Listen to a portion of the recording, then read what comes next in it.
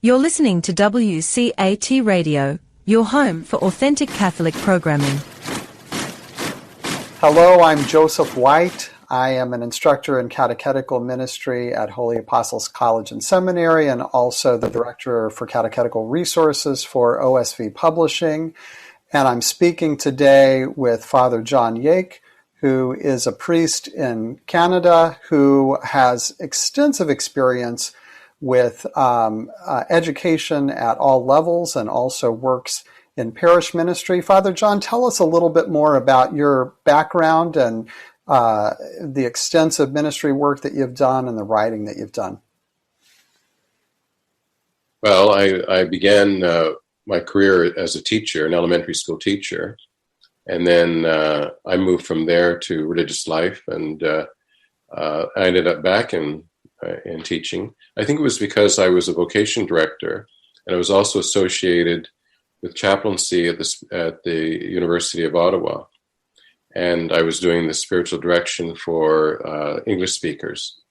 And I began to realize that what the issues they were bringing forward were unresolved issues from their high school careers. That they're coming out of adolescence, there was a lot of confusion. Mm-hmm.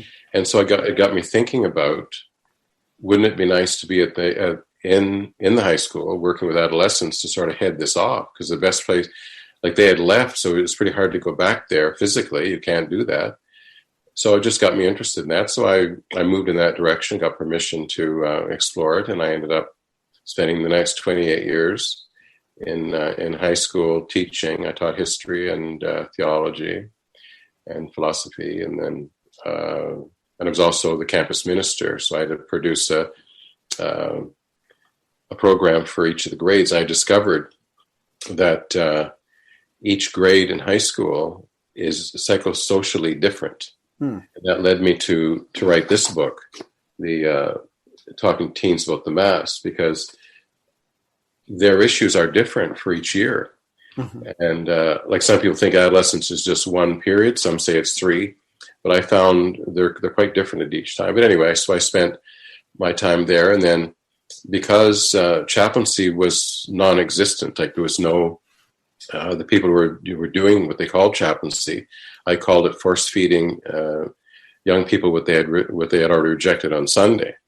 So I looked into going back to the university to explore this area of faith formation for adolescents. Because I couldn't find it anywhere within the school system. Although to the credit of lay people, they started chaplaincy. It wasn't started by clergy or the church. It was started by lay people. But anyway, so I got a master's in theological reflection at the major level. And then the director of that program said, what I'm looking for doesn't exist because nobody knows what chaplaincy is. She says, you have to do a doctorate for that. So that's what I did. I got a doctorate of ministry after that. And so I've figured out through my experience plus my research how adolescents are evangelized. And I used as the instrument to measure that, I used James Fowler's Faith Development Research Instrument. Sure. It was accepted right away by the university that it's kosher. Mm-hmm. So anyway, I subsequently put my doctoral research into this book, which is the text for a course I teach at the university, the Ministry of the Evangelization of Adolescents, because it's a science book. In Mellen Press, they publish science books. Mm-hmm. So, and then I've written my first book. Actually, was this book on Star Wars, because back in 1985, because I noticed teenagers were really quite into it. Mm-hmm. When I was living in California, I went to a matinee of Star Wars, and I saw right away it was Life of Christ. And the people I was watching with, they didn't see that. So I wrote a book showing that it's the whole thing is, well, it's this Northrop Frye's idea that the Bible is, he called in one of his books, The Great Code, the Bible and Literature. So that got me interested in communicating using the story of the day to relate the Christian message. Mm-hmm. And then since I've written this book, Teens Making Decisions, and that's Bernard Lonergan's general empirical method there. Sure, yeah. And because I taught him into my grade 12 philosophy, I taught Lonergan, and they're fascinated with him and so forth. Because I think he addresses the relativism of our time. Uh-huh. And because he maintains that if you don't know something for yourself, you don't know anything. So that's so anyway. I when I retired from high school teaching, I was invited by the rector of St. Augustine Seminary to start the Propaedeutic year, the spiritual year. So I did that, and I facilitated for 6 years. Then I retired again. That was my second retirement, and now I'm in Cape Breton, Nova Scotia, where I'm pastor of some parishes. Wonderful. I still teach online at the seminary. Wow. You're doing a lot in your second retirement too, it sounds like, Father.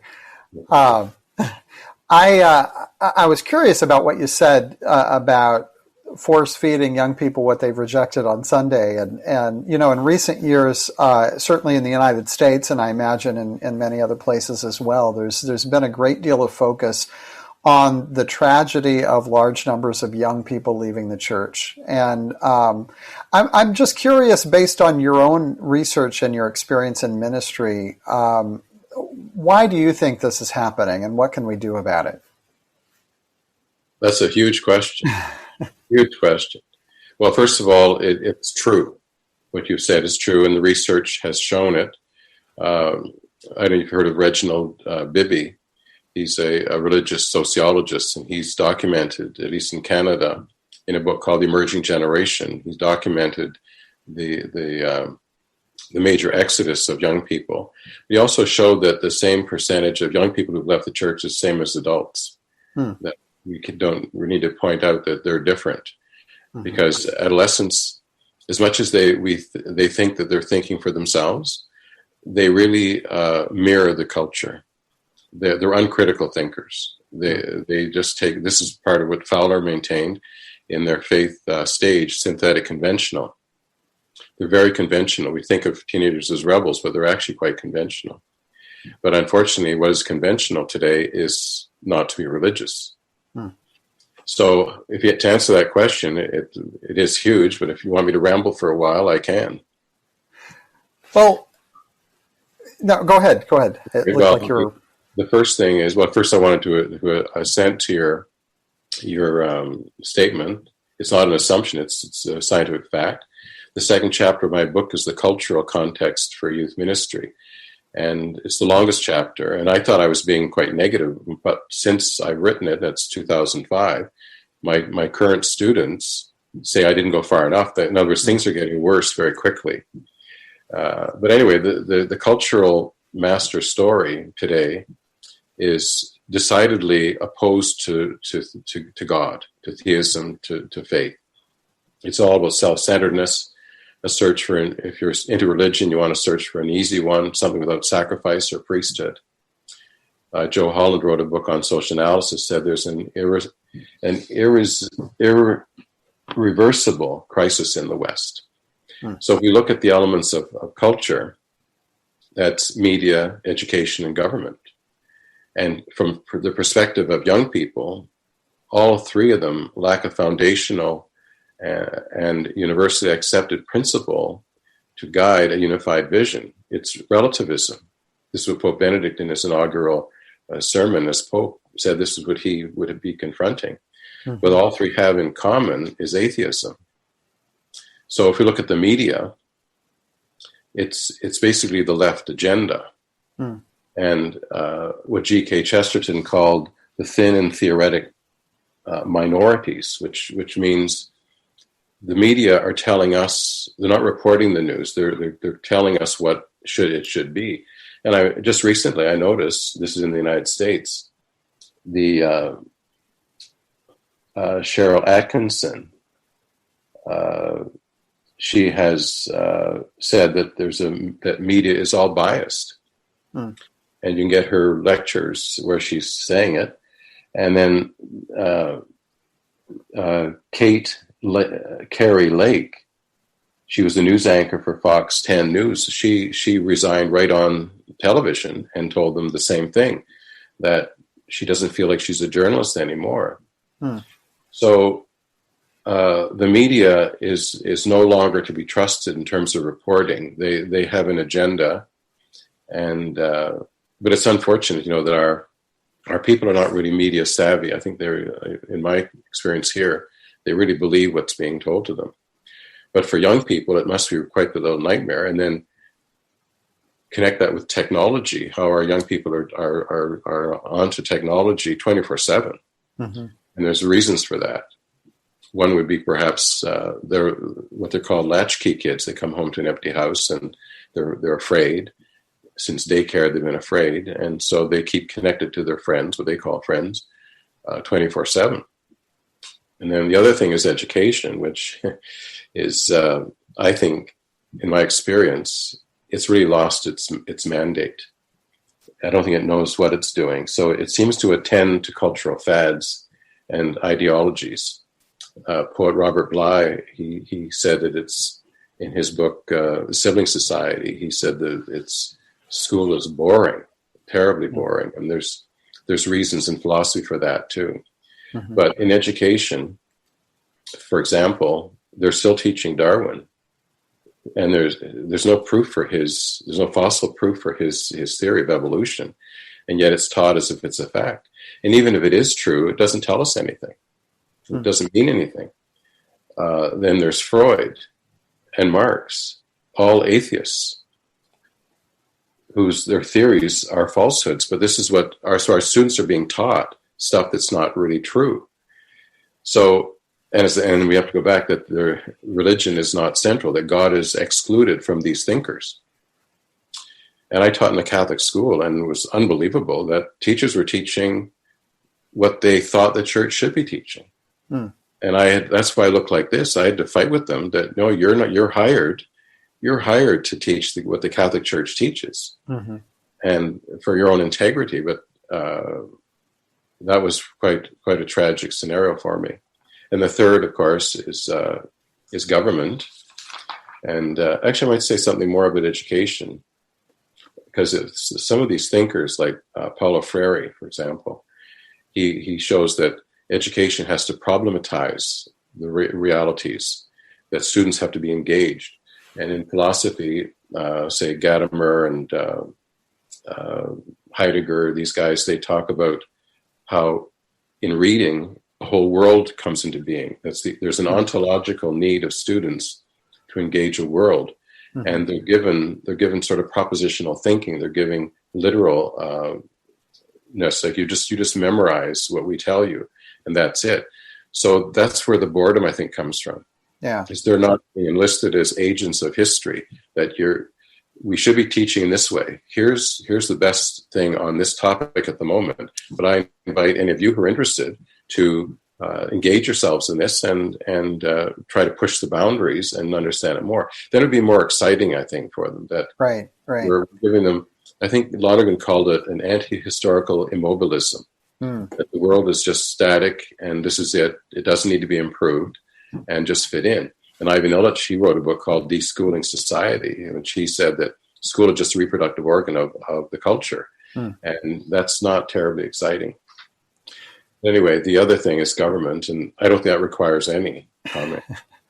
I mean, just turn on the television in your country and mine, but this is a world that our young people, if you don't have a foundation, see, the only religion can support a tradition that can succeed to be the glue to hold society together and offer a sense of purpose and meaning. But we've lost that. In a world of relativism, young people have no compass. They don't know where they're at. And, I used to have one of the programs in my high school was the support group program. We do with children from separated and divorced families, bereavement, drug abuse. I had a senior and junior drug abuse support groups. But the one that drew the most people, as a matter of fact, it drew so many of the population, I couldn't meet their needs, because a support group shouldn't have more than maybe 10 people. And you have to have a facilitator in there, and I couldn't be everywhere. So it was the stress. It was that if you're dealing with stress. So our young people, the image I've heard is they're like ducks on a pond. It's tranquil on the surface, but underneath they're paddling frantically. Mm-hmm. And now with this COVID-19, they're talking about stressed out young people. And I'm thinking they're stressed out to begin with. And they go to school to socialize. Mm-hmm. And if you cut off the social dimension of their schooling, you've really done harm to them. So they are suffering. Well, when they say suicide is the number one killer of adolescents, it's a failure of our culture. There's no doubt about it. Mm-hmm. Yeah, and it sounds like our culture has failed them in many different ways. I also heard in what you were saying there that lack of education and critical thinking, that young people are educated simply to just absorb whatever's being communicated without any critical thinking about it. And we expect developmentally, and you mentioned the work of Fowler there, that they're not going to be as adept at that, certainly as young people, but how do they reach that next level of being able to filter things through a critical lens if we don't work with them on it, right?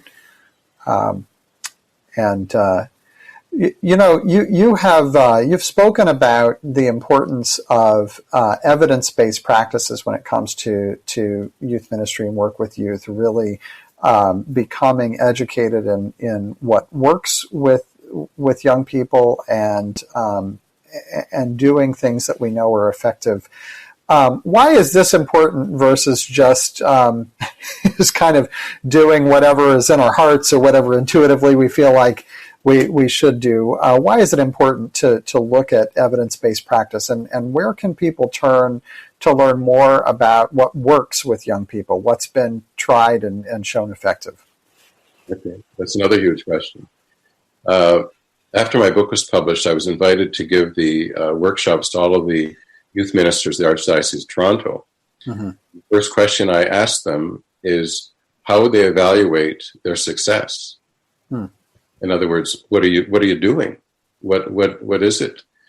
And nobody could answer the question. So I said, this is a pseudo-professional role.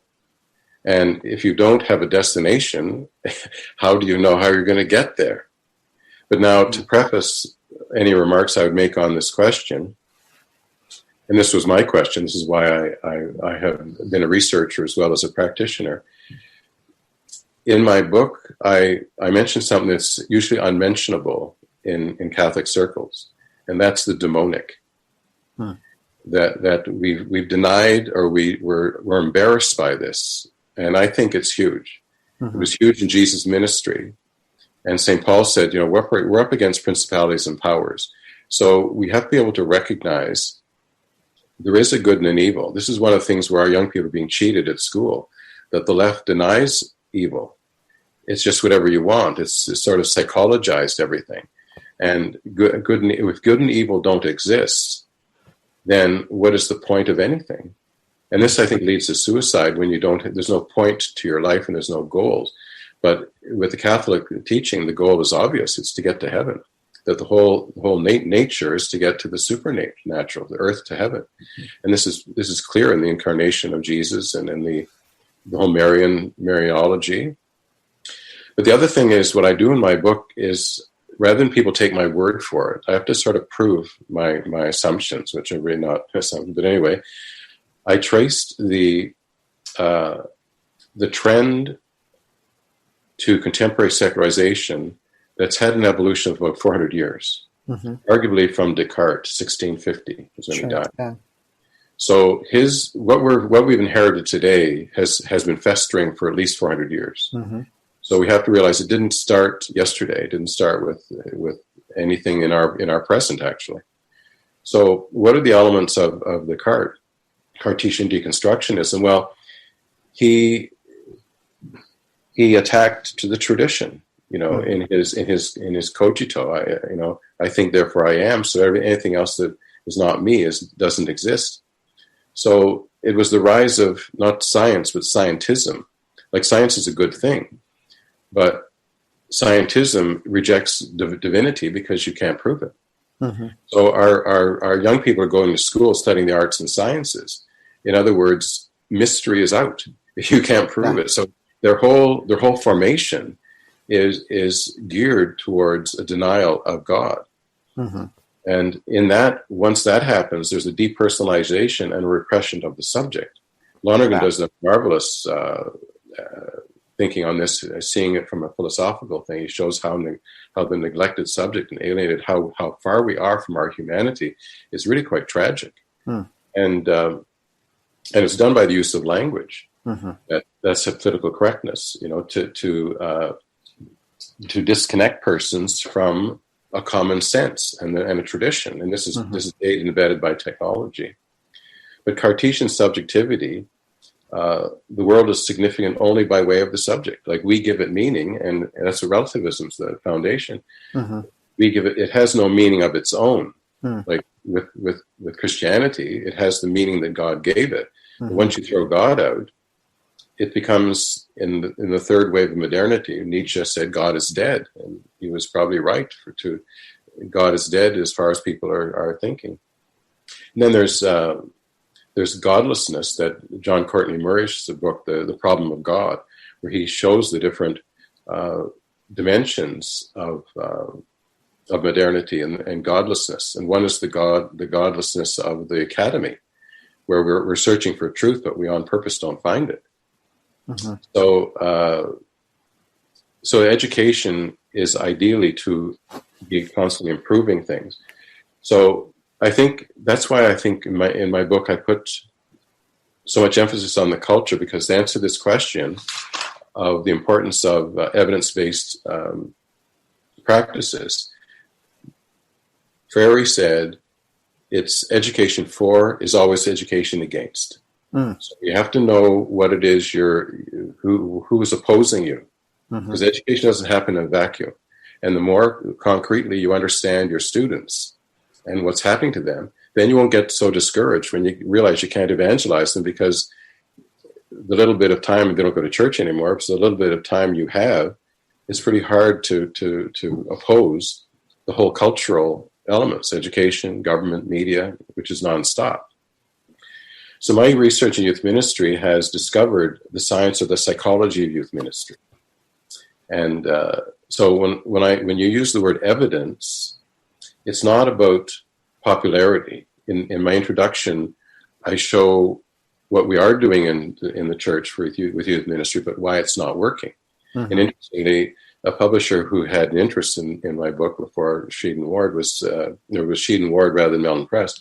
And the two guys I talked to in Chicago said they were interested because I only had written the introduction, in which I delineated the things that don't work. And they said we're amused because that's exactly what we are doing. We're saying it doesn't work. So, but one of them, when you say the word evidence, I cover that in on page 7. It's called baiting the hook. And this is where we try to attract young people with stuff that they'll like, whether it's sports or parties or stuff that's sort of socializing things. But then the problem is we're always afraid to bring in the real agenda. I remember talking to a grade 9 student, and she said, I joined the parish youth group, try to find God, and they keep leading me to activities that don't get me there. We never get there. So this is not fair to teenagers to see them as really not interested in religion, because they are very religious. They're very spiritual, extremely spiritual.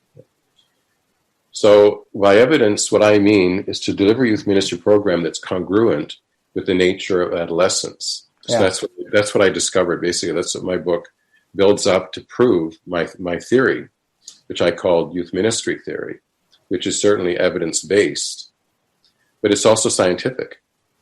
If you facilitate your program, youth ministry, using my 5 principles, you will succeed.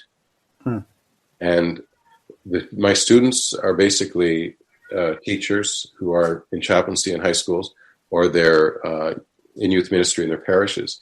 And constantly I hear, now I see what I'm doing wrong. Now I'm changing everything. So this is why I keep at it, because it seems to be, if I can influence one youth leader, youth minister, I can influence a lot of young people.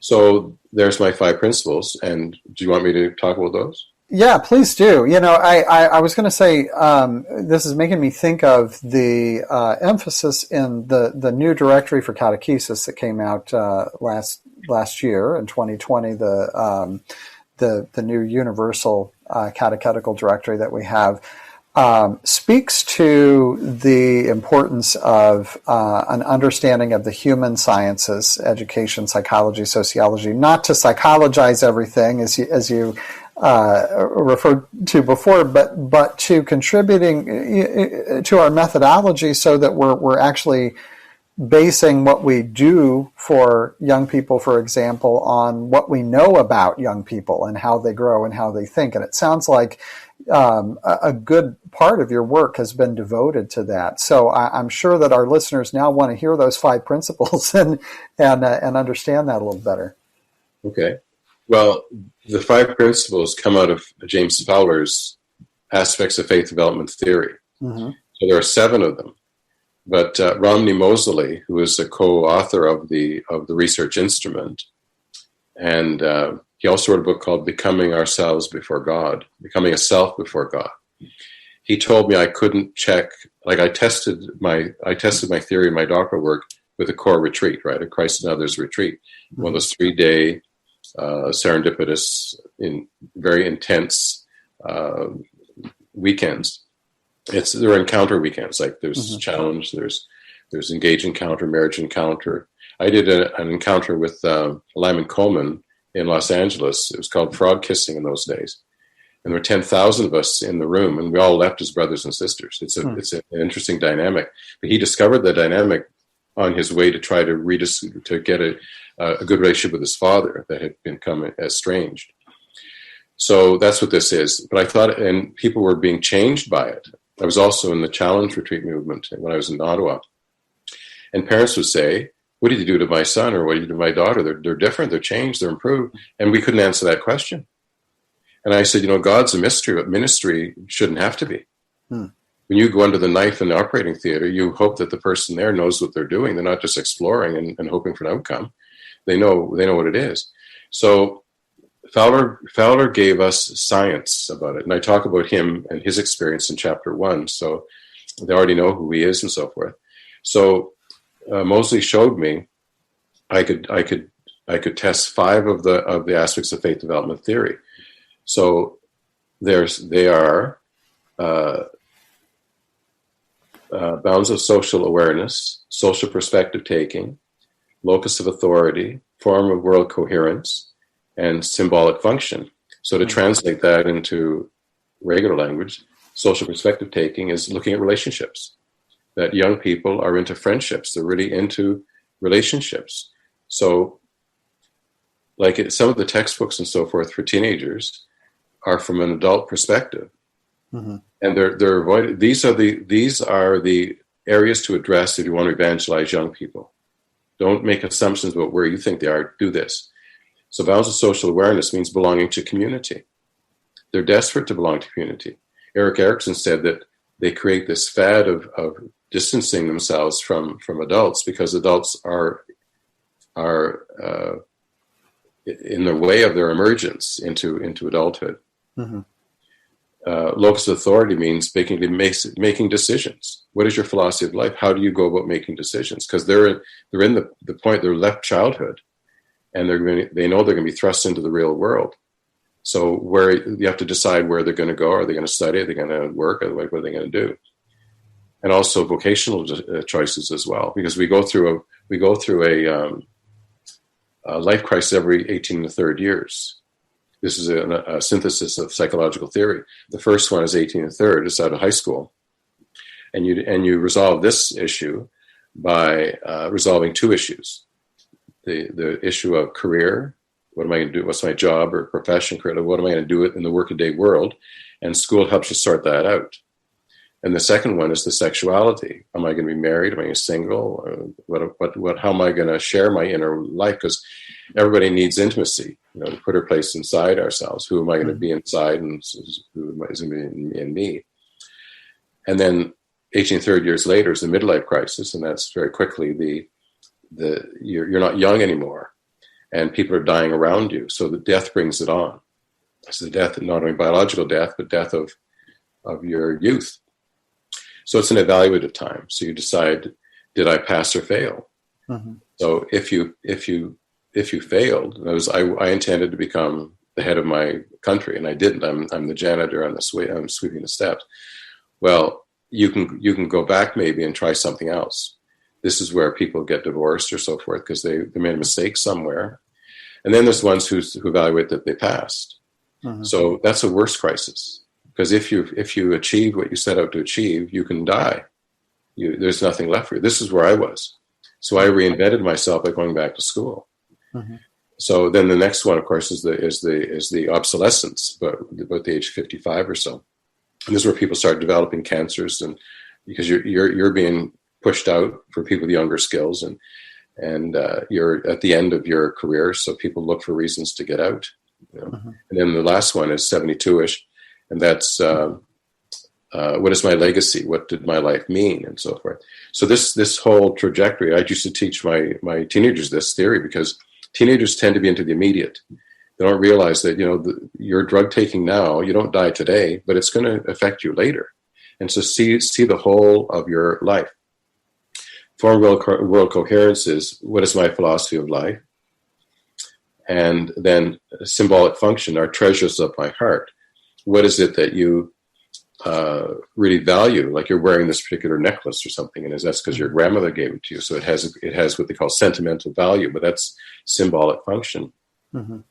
So that's the first principle, is to engage adolescents in effective evangelizing issues, and those are the 5 issues.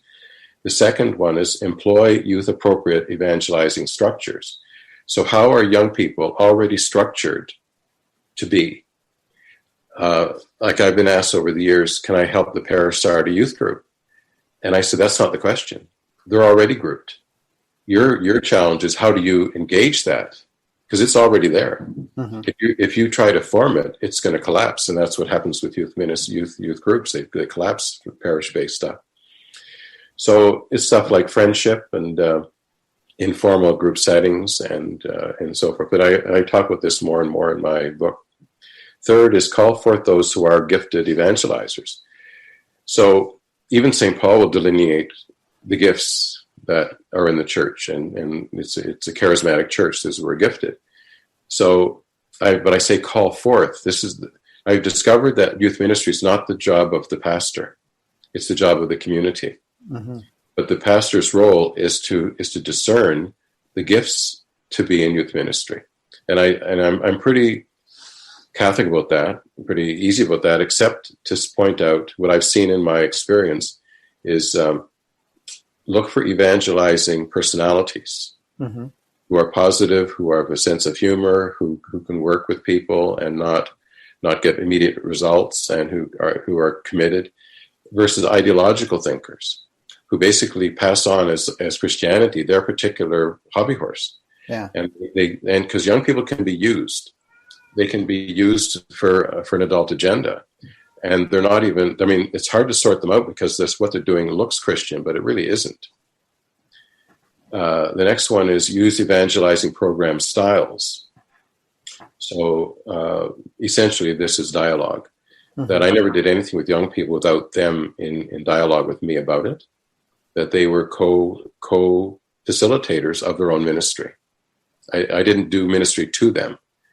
Like when I preached in, say, school masses or grade masses, I had liturgy committees. We discussed the readings. What's the Lord telling us? How would this be received by your age group? And one that comes to mind, this is a grade 10 group. They said, there's a silence when I asked that question. And then one brave soul said, Father, we don't believe this stuff. We don't believe it. So then I said, let's go back to the gospel. The gospel started out, Jesus was in a house of unbelievers. He's not afraid of your unbelief. So get with it. So we proceeded, and it worked out beautifully. That particular group wrote not only music, but lyrics.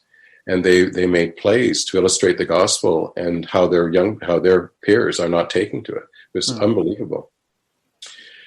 So anyway, then that's basically, each one of these I discuss at length in the book. And then the last one is maintain the spirit of evangelization. So Eric Erickson tells us that the the psychological need of adolescence is acceptance. Mm-hmm. So that's the thing. They have to be loved. There's no baggage that adults are putting on them.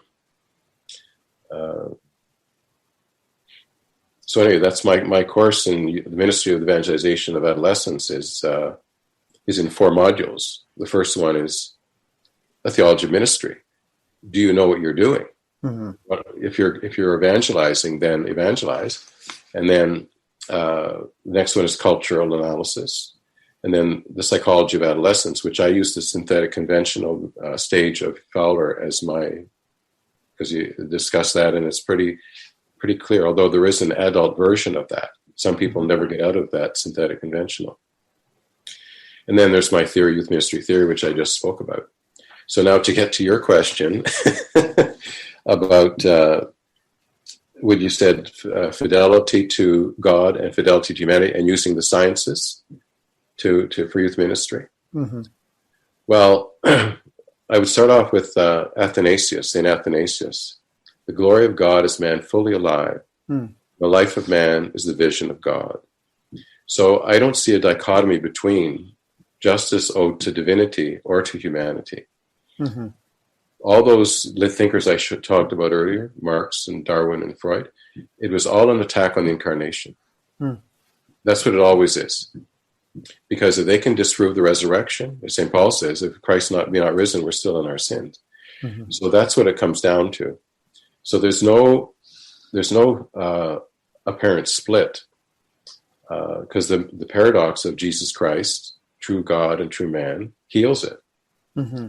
So the human sciences are fine, and we need to use them because, as Fowler showed with his 5 aspects of faith development theory, we're psychologically built. All he's done is show he's using the human dimensions, because these are like compartments where we hold meaning. Like he calls us meaning makers. He wasn't into evangelization with his theory. So partway through my doctoral work, I used him because he shows us the compartments, how we hold meaning. Mm-hmm. But your meaning could be golfing every week, or could be anything. It doesn't have to be your religion, your faith. So I had to drop him and move to a theological understanding of the retreat. But it primarily began with understanding, using the social sciences, because we're human beings and we can understand. Well, I gave a lecture on this stuff at when I was still a doctoral student at Queen's University to second-year theology students, and I was accused of manipulating young people. And I said, well, I never thought of that. Is it manipulation because I understand my subjects, who I'm talking, and I'm going to deliver the best product? Don't salespeople know the people if they're advertising? Don't they know who their clients are? But I thought it's interesting. I don't see it as manipulation. I see it as packaging, to use a commercial metaphor, packaging the gospel so it can be received appropriately, because it's congruent with the psychosocial realities of adolescence. Yeah. And an example I would use, you can always butt in, but an example I would use is, I think if we don't bring God into this, we actually jeopardize the fullness of our humanity. And that's where I think the left is missing the boat. Yeah. And for an example of a book I would use is Poverty of Spirit by Johann Metz, because he focuses on that book on the humanity of Jesus. And he shows how human Jesus is as an example of how divine he is. Mm-hmm. That they're actually the same thing. That Jesus came to show us our spiritual dimension, that we're God's. He wants us to join the Trinitarian union. Yeah. And the other thing is an insight of Joseph Ratzinger, and actually this, he became Benedict XVI. Mm-hmm. But the book that got him recognized by Paul VI was his introduction to Christianity, which is far from an introduction. You have to have a doctorate to understand it. But anyway, he makes an amazing psychological insight. He says, from psychology, you are more yourself when you're with the other. Mm. This is what love is. That's why we need love in our lives, because that's how we come to ourselves. And we ward off isolation and loneliness and boredom. So he says, what sin does to us is it makes us incapable of being totally with the other. Well, no matter how generous we are and how much we give of ourselves, we'll always hold something back for ourselves. And this prevents us from reaching the fullness of our humanity. Mm-hmm. This is under the subheading of Jesus Christ. He's talking about who Jesus is.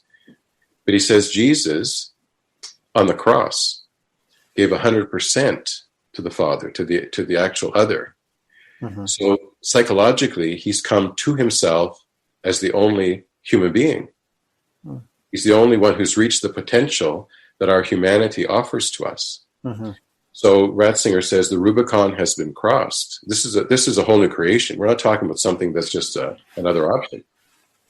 So he says the future of humanity hangs on the cross. Yeah. That his disciples, you have to be able to have a certain martyrdom. You have to be able to give 100%. This is why the church has always admired martyrs, because they achieved the fullness of their human nature. And this is, for example, the church just beatified Carlo Acutis, mm-hmm. a 15-year-old who died of leukemia. And when he made his first communion, he went to Mass every day after that. He said, the Eucharist is my highway to heaven. Hmm. He was a computer geek, and he was making a website of Eucharistic miracles. Mm-hmm. And he went to confession regularly. And when he was at 15, suffering with leukemia and dying, he said, I'm offering my sufferings for the welfare of the church. Well, this is giving 100%. So I think this is hugely important. You don't have to be old to be Christian. That he is an example to teenagers. I'm glad you mentioned him, Father, because one of the questions I had, and Carlos Acutis has been so identified because of the work he was doing on the website with digital media and kind of a saint of new media. You've alluded to a couple of times in conversation the way in which digital media have changed the landscape for young people and what they understand, and even just where they're hanging out and dialoguing and things like that. And the new directory for catechesis talks about that and about how the digital world has become a culture in and of itself, and how those who have grown up in that digital world, it refers to as digital natives, and those of us who saw that digital world grow up around us and now are navigating, doing things like we're doing today in this virtual conversation. We're the digital immigrants. And the directory kind of encourages us to reflect on how might we as digital immigrants have something to offer those digital natives that they may not be aware of, having grown up with that culture around them. And then also, what can we learn from digital natives? What are your thoughts on that? Well, there's another huge topic. But anyway, in my book, I have a subheading, technology over language. Mm-hmm. And I don't really go into it too much because in those days it wasn't as bad as it is now. But I see it as part and parcel of what we've been talking about in terms of education and the godlessness. It becomes another media avenue to teenagers. And it becomes the way of being, like just to own and to use technology is become the shibboleth, the modern password that admits you into society. So I noticed the directory of catechesis. I didn't read it, but I've seen it. But catechesis means to re-echo the tradition, catechesis. So, but St. John Paul, in Catechesi Tradendae, number 20, he says that catechesis follows upon evangelization. And he defined evangelization as having a personal relationship with Jesus. And this is what Carlo Acutis had. Mm-hmm. This is what he told his friends. Jesus is my friend. If you don't befriend him. So this is why I think catechesis fails, because we're trying to catechize unevangelized persons. Mm-hmm. So we're left with legalism. We're left with trying to explain what like all of the teachings of the church are easily acceptable if you love God. Sainthood is based on love of God. Yeah. When Carlo Acutis at 15, he had no intellectual stuff about the dogmas of the church and none of that stuff. But he was a doctor of the church in that he loved much.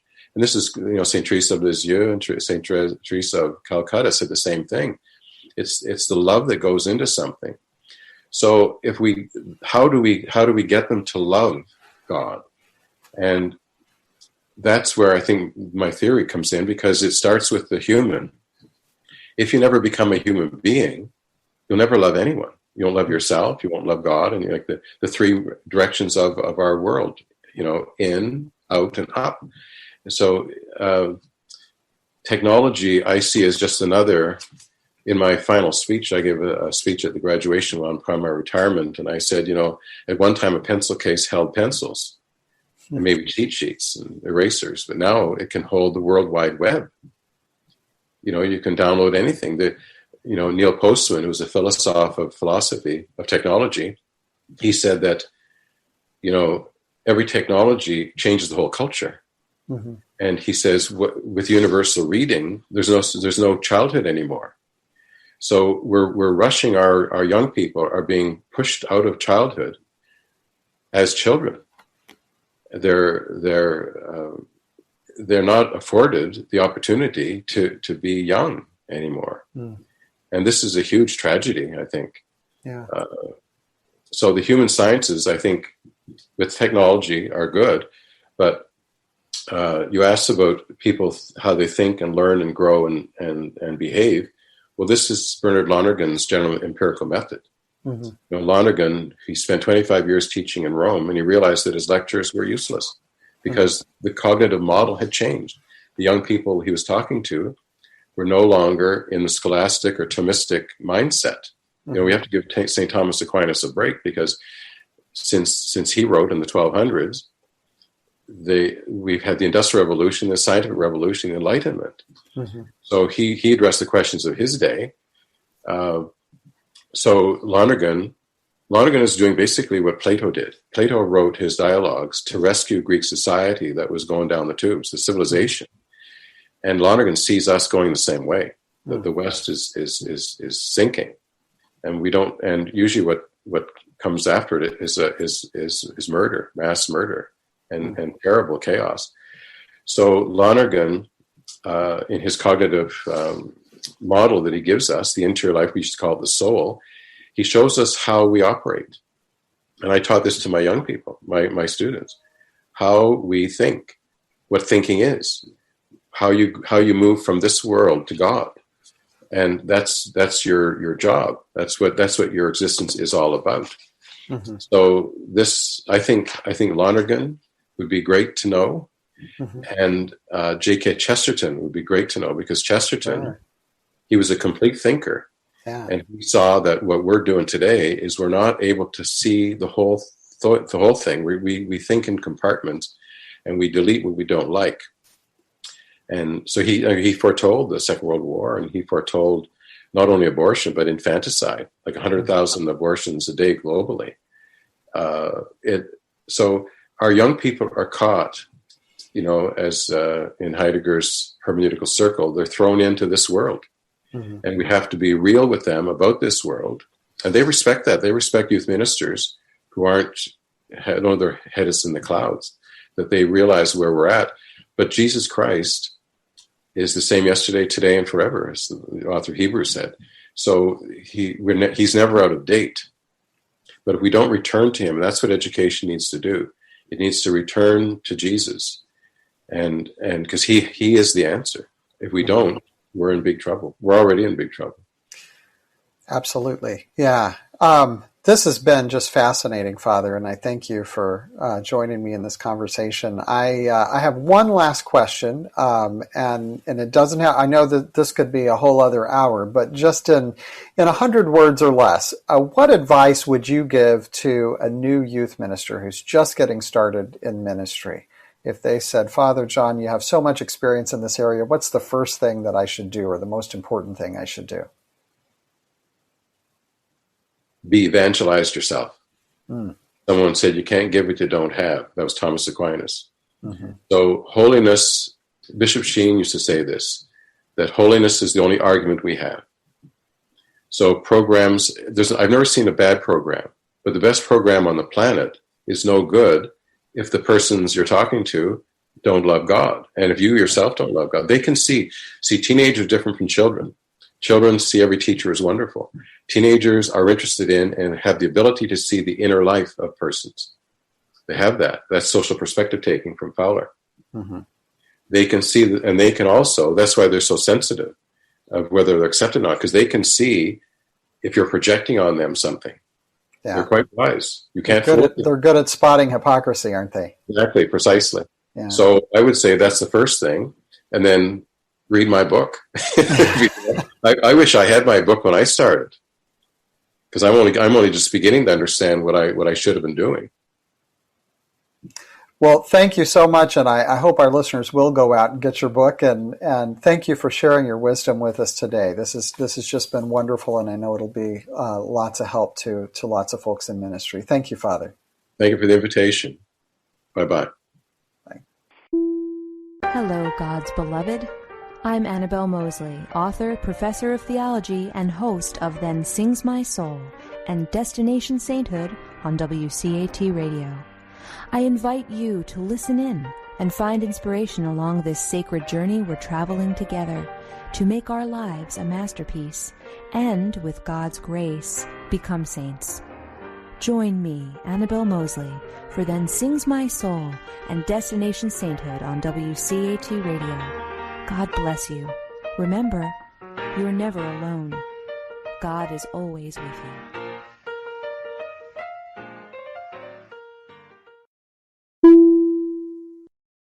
Thank you for listening to a production of WCAT Radio. Please join us in our mission of evangelization. And don't forget, love lifts up when knowledge takes flight.